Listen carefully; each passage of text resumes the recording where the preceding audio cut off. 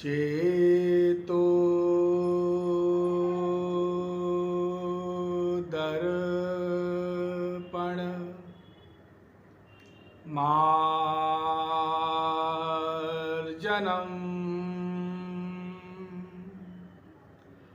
भवमहा दावाग्नि निर्वापणम्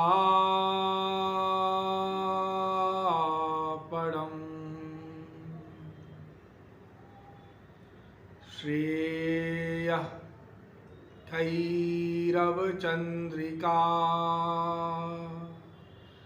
वितरणम्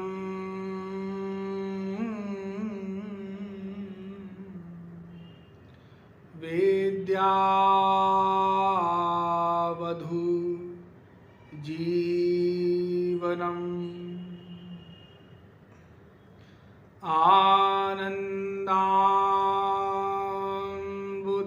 आनन्दाम्बुधिवर्धनम् प्रतिपदम्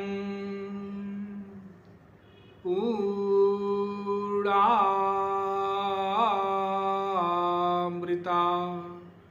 स्वादनम्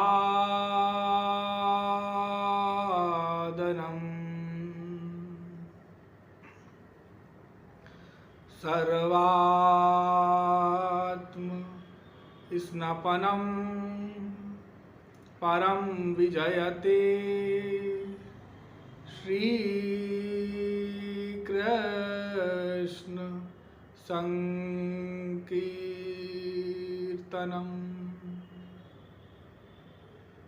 नमः कमलना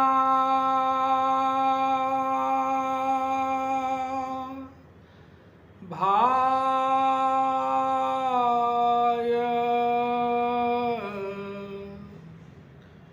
नमः कमलमालिने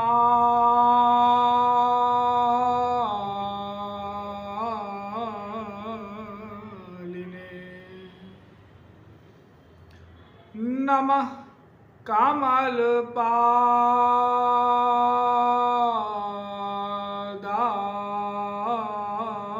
कमलपादाय नमस्ते कमलेक्षण यो ब्रह्माणं विदधाति पूर्वं यो वै वेदांश्च प्रणिनोति तस्मै ताहं वा देवमात्मबुद्धि प्रकाशं मुमुक्षुर्वै शरणमहं प्रपद्ये। वृंदारक वृंदवंद्य आनंद कंद सच्चिदानंद परब्रह्म श्री कृष्ण चंद्र चरण पिपासु जीवात्मा, बहुत दिन से आग्रह था कि महाप्रभु जी के विषय में कुछ बताया जाए। देखिए, जैसा कि आप सब लोग जानते ही हैं कि चैतन्य महाप्रभु, जिन्हें गौरांग महाप्रभु भी कहा जाता है, वह राधा रानी के ही अवतार थे और बहुत से संत उन्हें राधा कृष्ण मिलित अवतार मानते हैं। तो राधा रानी ही साक्षात महाप्रभु जी के रूप में अवतरित हुई थी। लगभग 600 वर्ष पूर्व पश्चिम बंगाल के नदिया नामक ग्राम में, जो कि नवद्वीप नाम से भी जाना जाता है, तो महाप्रभु जी ने 24 वर्ष अपने नदिया ग्राम में व्यतीत किया। मैं उनके जीवनी के विषय में नहीं बोलने जा रहा, वह सब आप जानते हैं, बहुत से लोगों ने पढ़ा है, सुना है। मैं महाप्रभु जी के अंतिम जो दिन थे या उनकी जो साधना अवस्था, जो उनकी साधना थी, जब वो संन्यास ले लिए उसके पश्चात साधन संन्यास के पूर्व भी महाप्रभु जी निरंतर हरि नाम कीर्तन करवाया करते थे अपने निज ग्राम में। और संन्यास के पश्चात जब 24 वर्ष के थे महाप्रभु जी, तो उन्होंने संन्यास ले लिया था कटक में। और उसके पश्चात वे तीर्थों का भ्रमण करने लगे। लगभग 6 वर्षों तक महाप्रभु जी तीर्थों का भ्रमण करते रहे। और 6 वर्ष के पश्चात, जिसमें वृंदावन भी महाप्रभु जी गए, और उसके पश्चात वह पुरी में आकर के बस गए। अंतिम 18 वर्ष महाप्रभु जी पुरी और नीलाचल में ही रहे। तो महाप्रभु जी प्रायः कीर्तन करवाया करते थे। वो तो सन्यासी थे, उन्होंने सन्यास ले लिया था, सन्यास दीक्षा। और जैसे सन्यासी अपना जीवन व्यतीत करते हैं, वैसे ही महाप्रभु जी भी अपना जीवन व्यतीत किया करते थे। वैसे ही वेशभूषा में रहते थे। बाल मुड़वा लिया था उन्होंने, महाप्रभु जी ने, और सन्यासी बन करके और भगवान की सेवा, भगवान की भक्ति किया करते थे। तो महाप्रभु जी काशी मिश्र के घर में निवास किया करते थे। काशी मिश्र पंडित थे और उनके घर में निवास किया करते थे महाप्रभु जी। और उनके घर में लगभग 3 परकोटे थे और बीच में एक स्थान था जिसे आज गंभीरा के नाम से जाना जाता है, जो कि महाप्रभु जी के ही पश्चात उस स्थान का नाम, वो एक कमरा है, उसको गंभीरा मंदिर लोग कहते हैं। महाप्रभु जी का विग्रह आज स्थापित है पुरी में, और जगन्नाथ मंदिर के बिल्कुल समीप ही है। वह स्थान कोई बहुत दूर नहीं है, लोग पैदल जाया करते हैं, आप भी पैदल जा सकते हैं। तो महाप्रभु जी वहाँ पर रहते थे। और जब महाप्रभु जी को भक्तों के बीच में वहाँ पर जब गौड़ देश से लगभग 4 मास तक भक्तों का आवागमन होता था, तो भक्त एक बार आ जाते थे तो पहले के जैसे, तो आज जैसे ट्रेन चलती है, फ्लाइट चलती है, बस चलती है, पहले तो चलती नहीं थी, तो पैदल ही आया करते थे भक्त लोग अपना सामान वगैरह ले करके। और उनको आने में भी 10-15 दिन का समय लग जाए गौड़ देश से और पुरी तक आने में। और फिर जब वे आए तो आराम से महाप्रभु जी के सन्निकट 4 माह तक वास करें। 4 मास तक वहीं रहते थे महाप्रभु जी के पास में और कीर्तन का आनंद लिया करते थे। तो महाप्रभु जी प्रायः कीर्तन करवाते थे, तो वो घर तो इतना बड़ा होगा ही कि हजारों आदमी उसमें रहते थे। उनके भोजन पानी और विश्राम की वही व्यवस्था की जाती थी। और जब उनको एकांत की आवश्यकता पड़े तो गंभीरा में चले जाएं। प्रायः तो महाप्रभु जी मिला करते थे भक्तों से, समय व्यतीत करते थे, उनको सत्संग भी देते थे, भजन कीर्तन भी होता था। लेकिन अंतिम कुछ वर्षों की बात मैं बताने जा रहा हूँ, और संक्षेप में, बहुत विस्तार से मैं नहीं बता पाऊँगा, संक्षेप में आप समझेंगे इस बात के गूढ़ता को जो मैं बताने जा रहा हूँ। तो अंतिम कुछ वर्षों में महाप्रभु जी बहुत ही अधिक एकांतवास करने लगे और अपने गंभीरा स्थान में ही वे अपना अधिक से अधिक समय व्यतीत करने लगे। जैसा मैंने बताया कि राधा रानी ही साक्षात महाप्रभु जी के रूप में अवतरित हुई और उन्होंने स्वयं श्री कृष्ण भक्ति की। तो राधा रानी के श्री अंगों में जैसा भाव उदित होता था, जो अष्ट सात्विक भावों का उद्रेक होता था, वैसा ही महाप्रभु जी के दिव्य देह में उन भावों का उद्रेक हुआ करता था। वो भाव उदय होते थे और महाप्रभु जी अधिक से अधिक समय उन्हीं भावों में रहते थे। इसी से तो महाप्रभु जी पहचाने गए कि ये राधा रानी का ही स्वरूप है, अवतार है, क्योंकि एकमात्र राधा रानी में ही एक साथ अष्ट सात्विक भाव का उद्रेक होता है, जैसा महाप्रभु जी में होता था।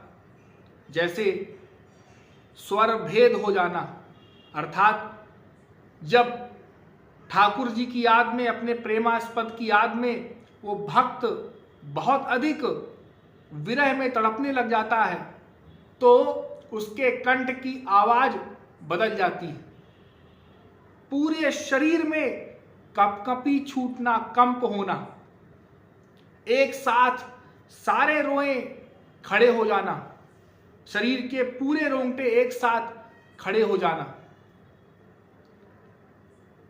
अपने प्रेमास्पद की याद में मूर्छित हो जाना, निरंतर अश्रु का प्रवाह होना, पूरे शरीर से पसीना निकलना,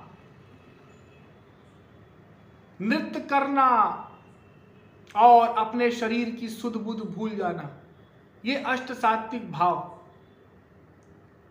अपने शरीर की सुध बुध महाप्रभु जी को नहीं रहती थी प्रायः, वो अपने शरीर की सुध बुध भूल जाते थे, बेहोश हो जाएं, अपने आप को भूल जाएं, और जब भक्त लोग उनको जगाएं, उनके पास एक गोविंद नाम का भक्त सेवा किया करता था, और स्वरूप दामोदर और राय रामानंद जी प्रायः उनके सन्निकट रहते थे, और स्वरूप दामोदर जी उनको विरह वेदना के जितने भी श्लोक हैं गोपियों के, वे सुनाया करते थे, भागवत के श्लोक सुनाया करते थे। राय रामानंद जी भी बहुत ज्ञानी थे, वे भी उनको प्रायः बहुत सी बातें, लीला कथाएं ठाकुर जी की सुनाया करते। तो इन दोनों को ललिता और विशाखा सखी का अवतार भी माना गया है चैतन्य चरितामृत में। कृष्णराज कविराज, कृष्णदास कविराज गोस्वामी ने भी इनको ललिता विशाखा का अवतार माना है, और कई जगहों पर इनका नाम उल्लेख हुआ है। तो महाप्रभु जी अधिक से अधिक समय अपना गंभीरा में बिताते और भावावेश में ही रहते, उन्माद की सी दशा उनके शरीर में बनी रहती। वे प्रायः ठाकुर जी का नाम पुकारते हुए हा कृष्ण, हा प्रियतम, हा प्राणेश्वर, और मूर्छित हो जाते। दीवाल से, जो कमरा था उस दीवाल से निकलने का प्रयत्न करते, भूल जाते कि दरवाजा किस ओर है। वैसे भी दरवाजा उसमें बहुत छोटा सा था कि एक ही व्यक्ति बड़े परेशानी के साथ, बड़े मुश्किल से अंदर जा सके। और जब महाप्रभु जी को भावावेश में कुछ तो समझ में आता नहीं था, तो उनको ऐसा लगता था कि मैं किसी तरह से बाहर जाऊं, और ठाकुर जी की बंसी मुझे सुनाई दे रही है। अब ये महाप्रभु जी का भाव है, वो तो स्वयं भगवान के अवतार हैं, सब लीला कह लीजिए। लेकिन भक्त के रूप में महाप्रभु जी अवतरित हुए और भक्ति करके बताई, इसलिए थोड़ा बहुत हमको भी ये जानना आवश्यक हो जाता है कि देखो भक्ति की कैसी कैसी अवस्थाएं होती हैं, और क्या हम उन अवस्थाओं में प्रवेश कर सकते हैं। महाप्रभु जी ने बताया कि हाँ, कहीं तो जा सकते हो। तो देखो ठाकुर जी के विरह में उनकी दशा कैसी हो जाती थी। उस कमरे से निकलने का प्रयत्न करें, और जब ना निकल सकें तो दीवार में अपना सर रगड़ें, सर पीटें, नाक रगड़ें, दीवार में से दरवाजा बनाने का मार्ग निकालें। तो ऐसा तो हो नहीं सकता, तो उनके सर में ही चोट लग जाए, नाक में चोट लग जाए, मुंह में चोट लग जाए, लहूलुहान हो जाए, दीवार में भी खून वगैरह दिखाई देने लगे, तो भक्त वगैरह जो उनकी सेवा किया करते थे वो प्रायः चिंतित तो रहते थे महाप्रभु जी की अवस्था से। महाप्रभु जी जब जगन्नाथ मंदिर जाएं तो वहाँ गरुड़ स्तंभ है, उस स्तंभ के पास खड़े होकर के और जगन्नाथ जी के दर्शन करें, और एक एक घंटा, डेढ़ डेढ़ घंटा, दो दो घंटा महाप्रभु जी खड़े होकर के स्नान दर्शन किया करते थे भगवान के। और भगवान के उनके सारे जो भगवान श्रृंगार सहित भगवान उनको दर्शन दे रहे हैं उसका उल्लेख भी महाप्रभु जी करते थे, प्रायः गीत गाया करते थे, और निरंतर उनके आंखों से अश्रु प्रवाहित होता रहता था। अब देखो महाप्रभु जी के भीतर क्या चल रहा है तो महाप्रभु जी जाने और भगवान जाने, हम नहीं जान सकते। हम महापुरुषों के विषय में बोलना भी अपराध है। हम तो जो ऊपर से और संतों ने बताया है उसी को बताए दे रहे हैं आप लोगों को। तो महाप्रभु जी के नेत्रों से निरंतर अश्रु प्रवाहित होता रहता था, यहां तक कि उसमें एक नीचे कुंड वह भी भर जाया करे। एक बार की बात है, एक बुढ़िया आई और बहुत भीड़ थी, तो उसने देखा नहीं, ध्यान नहीं दिया, महाप्रभु जी वहां खड़े होकर के दर्शन कर रहे थे। तो बुढ़िया और उसको जगन्नाथ जी के दर्शन हुए नहीं, तो महाप्रभु जी के ऊपर चढ़ गई, पीठ में सवार हो गई। तो गोविंद ने डांटा कि अरे भाई क्या करती हो, ये महाप्रभु जी हैं, तुमको दिखाई नहीं पड़ता। तो इस प्रकार से ऊपर चढ़ गई। जब उसने देखा, रियलाइज किया कि अरे मैं तो किसी संत के ऊपर ही सवार हो गई हूँ, तो उसको अपनी गलती रियलाइज हुई, वो नीचे उतरी। तो महाप्रभु जी ने डांटा गोविंद को, अरे उसको मत रोको मत रोको, उसको दर्शन करने दो। अरे आप क्या कहते हैं, आपके ऊपर चढ़ के दर्शन करेगी भला? अरे अगल से कर ले, बगल से कर ले, वहां चली जाए, पास में चली जाए। अरे देखो उसकी कितनी उत्कंठा है दर्शन करने की, कितनी प्यास है कि भगवान के दर्शन उसको नहीं हुए तो उसको यही चनाई नहीं पड़ा कि वो मनुष्य के ऊपर चढ़ रही है कि पत्थर के ऊपर चढ़ रही। वो भूल गई। हाय, ऐसी व्याकुलता भगवान ने मुझे नहीं दी। महाप्रभु जी ने वहां भी सिखाया। तो गोविंद को धक्का लगा कि हाँ, बात तो ठीक है। तो महाप्रभु जी प्रायः दर्शन के लिए जाया करते थे मंदिर शाम की वेला में, और जगन्नाथ जी के दर्शन करें। एक बार महाप्रभु जी ऐसे ही कीर्तन वगैरह करवा के और गंभीरा में चले गए अपने स्थान में, और गोविंद तो दरवाजे के निकट ही पड़ा रहता था कि क्या पता क्या, क्योंकि महाप्रभु जी तो रात रात भर हा गोविंद हा कृष्ण किया करते थे। वो तो सोते ही नहीं थे, आधा घंटा 1 घंटा सो जाए, बाकी तो दिन रात वो उनकी जो अंतिम में अवस्था संतों ने बताई वो इसी प्रकार थी कि वो तो विरह से बाहर आई नहीं। वो जो विरह में उन्होंने प्रवेश किया तो उससे बाहर निकलना तो दूर की बात, और भीतर प्रवेश करते चले गए। ऐसी अवस्था हो गई महाप्रभु जी की, उनको सर्वत्र श्री कृष्ण ही श्री कृष्ण दिखाई पड़े। समुद्र में जाए तो वहां भी श्री कृष्ण दिखाई पड़े। नारियल के वृक्ष हैं, उनको कदम्ब के वृक्ष के समान प्रतीत हो। और ठाकुर जी बंसी बजा रहे हैं, मुरली ध्वनि आ रही है, सुनाई पड़ रही है, उस ओर भागे तो भक्त लोग पकड़े, और महाप्रभु जी बहुत तीव्र गति से भागे। हाँ, तो प्राय 2-4 भक्त 10 भक्त उनके आसपास बने ही रहते थे, और गोविंद तो उनके पास में ही सोया करता था कि क्या पता रात में ही भागने लग जाए। कई बार भाग भी गए। एक बार तो ऐसा हुआ कि महाप्रभु जी चले गए छोड़ के, रात में कब निकल गया वो उसकी नींद लग गई गोविंद की, वो भी थका हुआ, और वहां मंदिर के पास जाके पड़े, अचेत अवस्था में पड़े हुए हैं सिंह द्वार के पास में। और हा कृष्ण हा गोविंद, हे श्री कृष्ण गोविंद हरे मुरारी, हे नाथ नारायण वासुदेव, ये उनके मुख से निरंतर निकल रहा। और यहाँ पर सब दरवाजे बंद हैं काशी मिश्र के घर के। गोविंद ने देखा कि अरे महाप्रभु जी की आवाज़ तो आ नहीं रही, भीतर से कहाँ गए, देखा तो महाप्रभु जी थे नहीं। स्वरूप दामोदर जी को जगाया, अरे भाई चलिए देखिए कहाँ पर है महाप्रभु जी। वहाँ उन्होंने कहा अरे भाई यहीं कहीं होंगे, क्योंकि दरवाजे तो सब बंद हैं, दरवाजे तो कोई खुले दिखाई पड़ते नहीं। अब वो तो स्वयं भगवान वो पहुँच गए, लीलाधारी उनकी लीलाएं चल रही हैं। तो उन्होंने मशाल जलाई, ढूंढा, कहीं मिले नहीं, तो बोले अरे चलो बाहर गए होंगे, और जाकर के देखा तो मंदिर के पास थे महाप्रभु जी।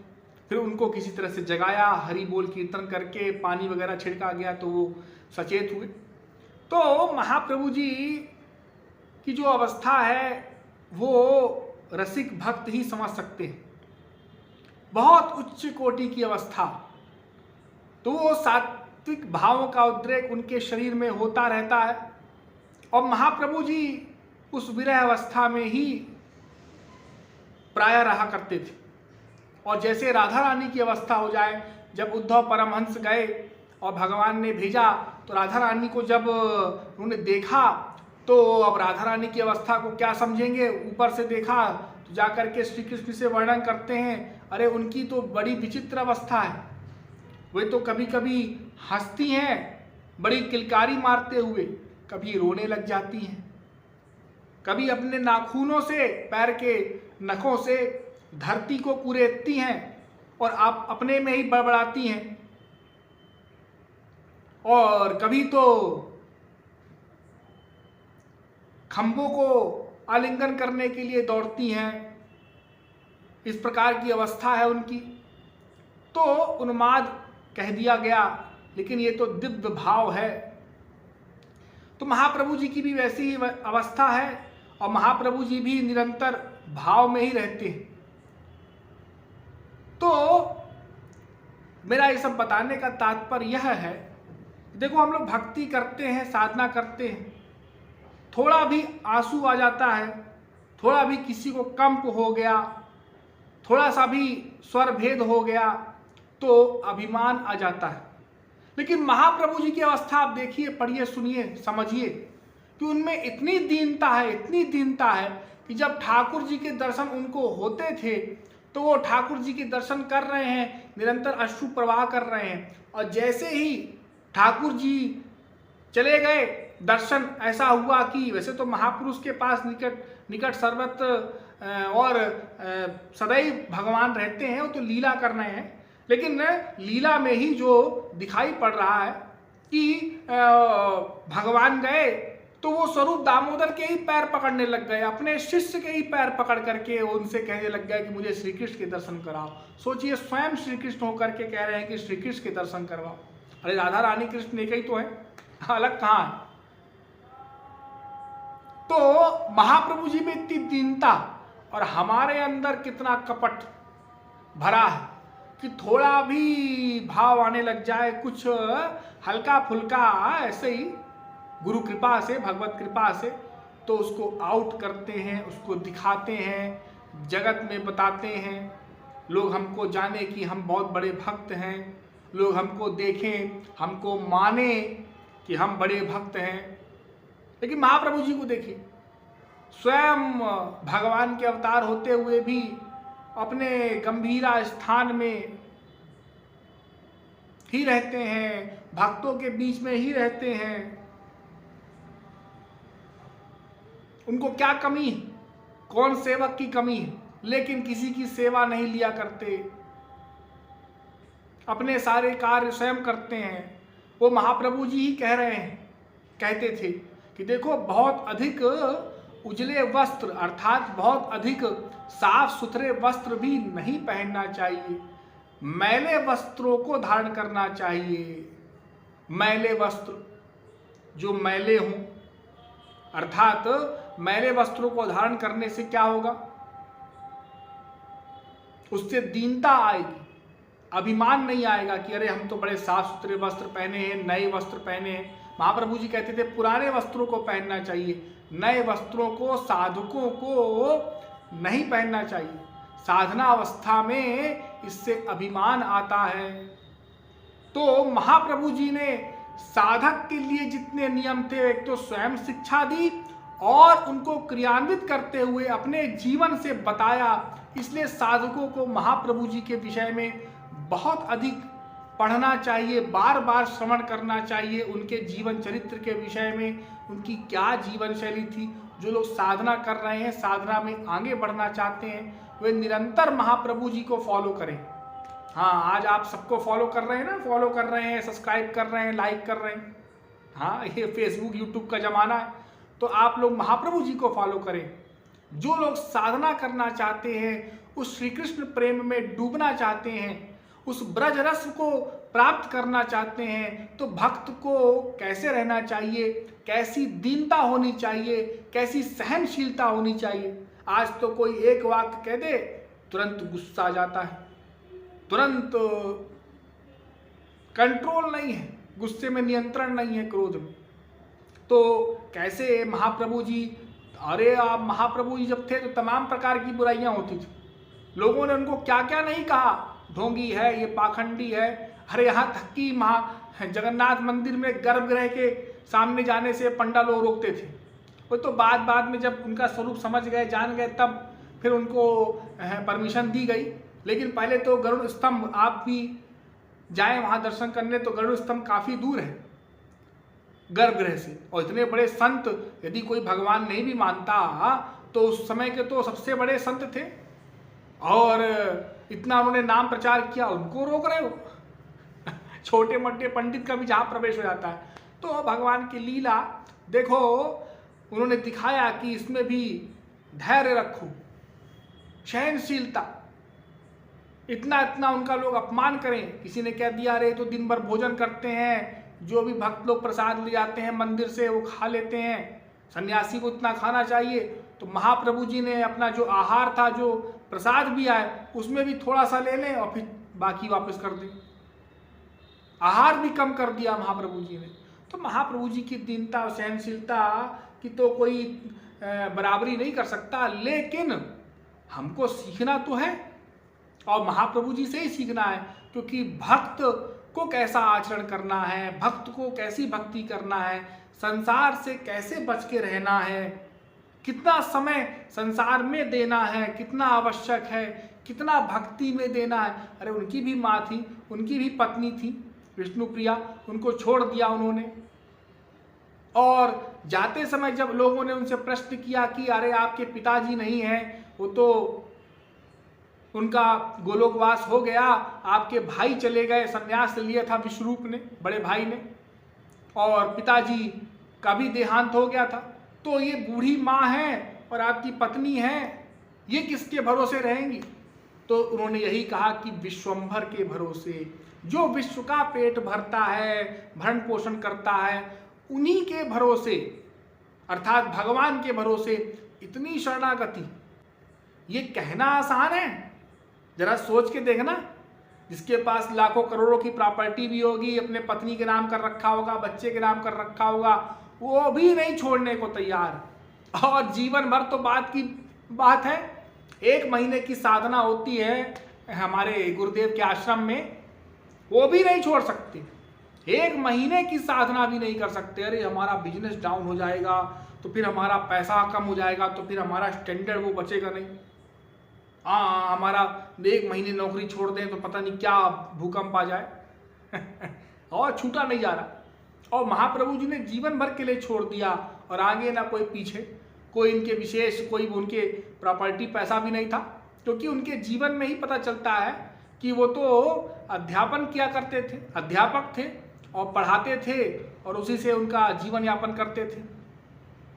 अपनी माँ का, अपनी पत्नी का, वो भी उन्होंने छोड़ दिया भगवान भरोसे। तो ये शरणागति, भगवान पर विश्वास, श्रद्धा, ये हमको बढ़ानी होगी। गुरु की शरणागति हमको बढ़ानी होगी। हमको छोड़ना सीखना होगा। हम छोड़ना नहीं चाहते, भगवान को पकड़ना नहीं चाहते, हम बस संसार को पकड़ लेना चाहते हैं, और फिर कहते हैं भगवत प्राप्ति हो नहीं रही, हो नहीं रही। कैसे होगी भगवत प्राप्ति जब हम छोड़ना ही नहीं चाहते, हम ईश्वर को पकड़ना ही नहीं चाहते, ईश्वर की ओर मुड़ना ही नहीं चाहते, तेजी से चलना नहीं चाहते, गुरु वचनों का पालन नहीं करना चाहते, अपनी टांग हर जगह अड़ा देते हैं, अपनी बुद्धि हर जगह लगा देते हैं। ऐसा है हम तो अपने अनुसार चलेंगे, ऐसा है हम तो अपने अनुसार करेंगे। जब अपनी बुद्धि लगाएंगे, अपनी बुद्धि का प्रवेश करेंगे हर जगह, तो फिर कैसे कल्याण होगा? तो हमको भक्ति करना है, साधना करना है, दीनता लानी है, गुरु वचनों का पालन करना है, मौन रहना है, सदैव हरि नाम संकीर्तन करते रहना है, करते रहना है। हरि नाम स्मरण बंद ना हो, सदैव भगवान का स्मरण करते रहे, गुरु का स्मरण करते रहे, बना रहे। जितना समय हो सके साधना करें, कीर्तन करें, संकीर्तन करें, अधिक से अधिक भजनों को सुनो। मोबाइल है, मोबाइल में सुनो, ग्रंथों को पढ़ो, गुरुदेव के प्रवचन सुनो। जितना अधिक से अधिक मन को लगाओगे, ये मन लगने लग जाएगा, लगने लग जाएगा। और मन को ढिलाई बरतोगे, संसार का सब्जेक्ट दोगे, संसार का विषय दोगे। अरे रोज रसगुल्ला खाएं, रोज समोसा खाएं, रोज पिकनिक मनाएं, घूमने जाएं, और मोबाइल में अंट बंट चीज़ देखें, और इससे बात करें, उससे बात करें, उसका हाल ले, उसका चाल जाने। तो ये सब करोगे तो मन में ये सब आएगा, मन इसकी ओर भागेगा, वैसे ही मन माया का पुत्र है और इनकी ओर भागेगा। तो और जो साधना है, भक्ति, ये सब समाप्त हो जाएगी। तो हमें इन सब चीज़ें से बचना है, और अधिक से अधिक हमें भगवान का स्मरण करना है। मानव देह क्षणिक है, नश्वर है, एक दिन छिन जाएगा, ये बात हमेशा याद रहे। भूल जाते हैं हम लोग। इतनी बार प्रवचन में सुन लिया, इतनी बार पढ़ लिया, जान लिया, लेकिन भूल गए, विस्मरण हो गया। अरे अभी तो हम जिंदा हैं, तभी तो हम लोग भगवत मार्ग में तेजी से नहीं बढ़ते। जो बताया जाता है उसको भूल जाते हैं। क्यों? उसका यही एकमात्र कारण है कि हम ये भूल चुके हैं कि हमको ये शरीर छोड़ना है। तो शरीर, देह क्षणिक है, नश्वर है, क्षणभंगुर है, इसको मानते हुए हमको हरि नाम स्मरण करना है, भगवान की भक्ति करनी है और इसी जन्म में भगवान की प्राप्ति करनी है। ऐसा मानते हुए, ये भावना बनाते हुए, ये लक्ष्य बना करके हमको अपना जीवन जीना है। हमको उस प्रकार से समय सारणी बनानी है, भजन की, सत्संग की, सब चीज़ की। घर का भी काम है तो कितना करना है, कितने देर तक धनोपार्जन करना चाहिए, कितनी देर तक क्या करना है, सबका हमको टाइम टेबल, समय बनाना होगा और उसके अनुसार हमको कार्य करना होगा। तो मैं समझता हूँ आप लोग महाप्रभु जी के इस चरित्र से कुछ सीखें और जो लोग और अधिक जानना चाहते हैं वो तो उन्हीं के ग्रंथों में आप पढ़ सकते हैं, विस्तार से दिया है। तो मुझे जो समझ में आया गुरु कृपा से मैंने आपको बता दिया। बोलिए वृंदावन बिहारी लाल की।